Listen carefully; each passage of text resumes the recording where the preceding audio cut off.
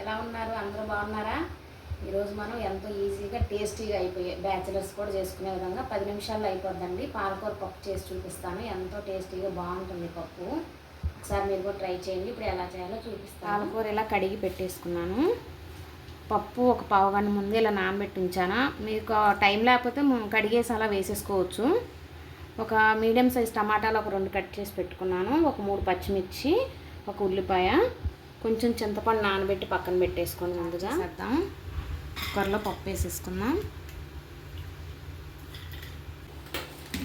పప్పు కుక్కర్లో వేసుకున్నాం కదా.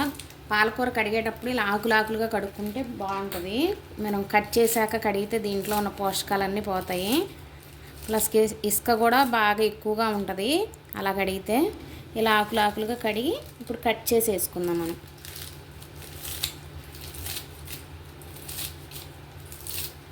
నేను ఏ వంట అయినా ఎంతో స్పీడ్గా 10 నిమిషాల్లో అయిపోయేలాగా చేసి చూపిస్తాను మీకు. ఎంతో ఒక గ్లాస్ కందిపప్పుకి ఒక 10 రూపాయలు పాలకూర తీసుకున్నాను. ఒక గుప్పెడు వచ్చింది నా చేతితో అలాగా. కట్ చేసి పెట్టుకున్న పచ్చిమిర్చి వేసేసుకుందాం.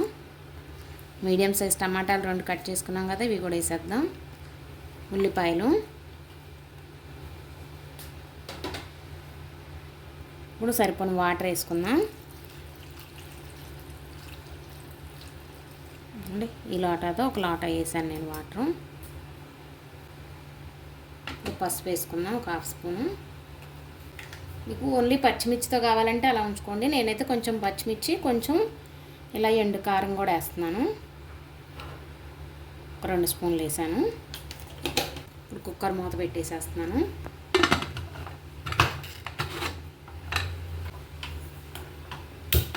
గ్యాస్ ఆన్ చేసేస్తున్నాను. ఇప్పుడు ఒక 3 కానీ 4 కానీ విజిల్స్ వస్తే సరిపోద్ది. పప్పు పాలకూర అన్నీ ఉడికిపోతాయి. ఉప్పు వేయొద్దండి, ఉప్పు వేస్తే పప్పు తొందరగా ఉడకదు. 4 విజిల్స్ వచ్చినాయి, ఆవిరి కూడా అంతా పోయింది. ఇప్పుడు మూత తీసి చూద్దాము.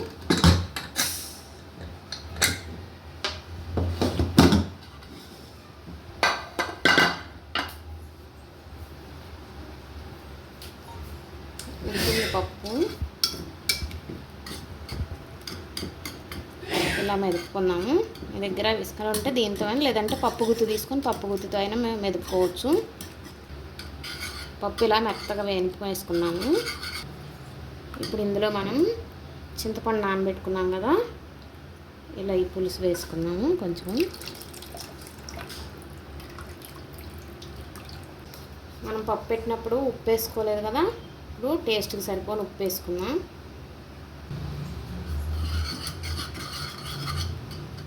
పోపు వేసుకున్నాము. కొంచెం ఆయిల్ వేసి పెట్టాను. పోపుకి ఎండుమిర్చి, వెల్లుల్లి ఒక 4 వెల్లుల్లి కొంచెం ఇలా కచ్చాపచ్చగా దంచండి. ఉల్లిపాయ చిన్నది ఒకటి కట్ చేసి పెట్టుకుందాం. కరివేపాకు, కొత్తిమీర, ఆవాలు, జీలకర్ర, ఇంగువ. ఆయిల్ హీట్ అయింది. ఇప్పుడు పోపు రెడీ చేసుకుందాం. ముందుగా ఎండుమిర్చి ఇలా కట్ చేసి వేసుకోవాలి.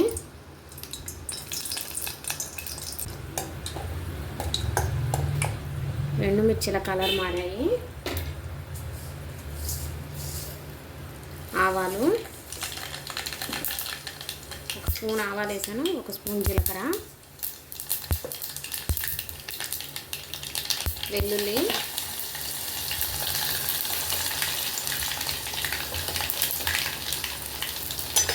వెల్లుల్లి కొంచెం ఎర్రగా ఫ్రై అవ్వాలి. ఇప్పుడు ఉల్లిపాయ ముక్కలు,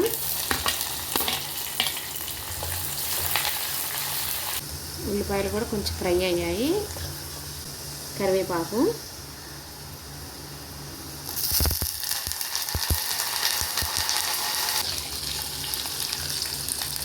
కూడా ఎర్రగా ఫ్రై అయిపోయింది. ఇంగువ వేసుకుందాం కొంచెం.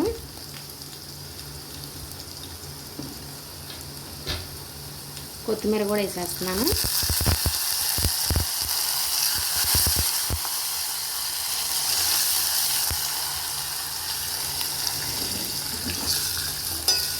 అన్నీ ఎర్రగా వేగిపోయాయి. పప్పు వేసుకున్నాము ఈ పోపులో.